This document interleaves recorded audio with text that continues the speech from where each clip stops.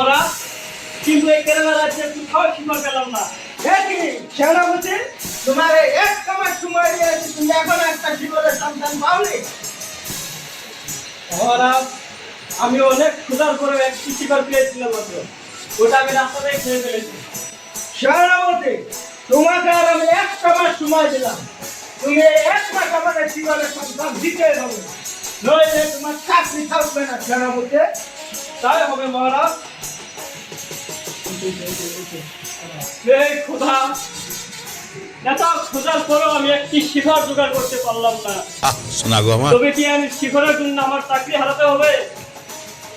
না না না, আমি সেনাপতি, 7 সমুদ্র 13 নদী পার করে হলেও আমি শিখরের কথা নিয়ে আসবো, এটাই আমার সেনাপতির প্রতিশ্রুতি।